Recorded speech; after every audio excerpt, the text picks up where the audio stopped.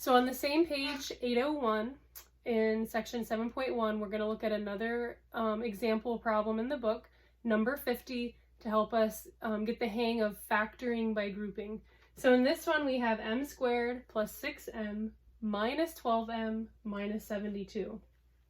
So again, the first step is to go ahead and group them together and leave the sign in the middle so we don't get confused with it later on. And just look at our first two terms. So we have m squared plus 6m. So what would our GCF of both of these terms be? It would be m, because we can divide the m squared by an m, and we can divide the 6m by an m. So we're going to pull that out to the front. So we'll pull an m out to the front. And what are we going to have left over? M plus 6, correct?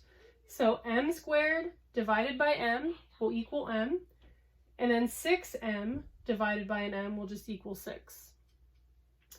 Then we'll bring down our minus sign, and let's look at the factors for 12m and 72.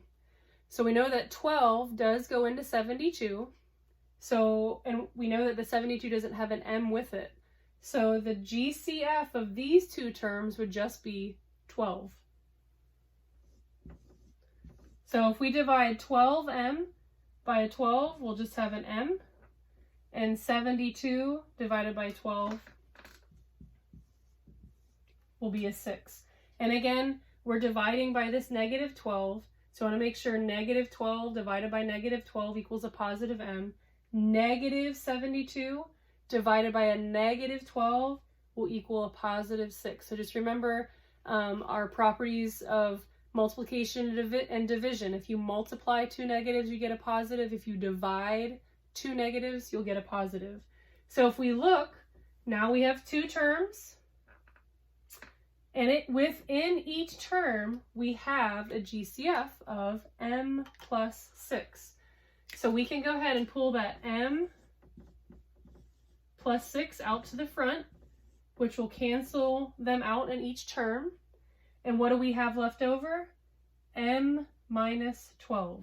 So in our second set of parentheses, we would have m minus 12. Now, what we didn't go over in the last video is to check our work.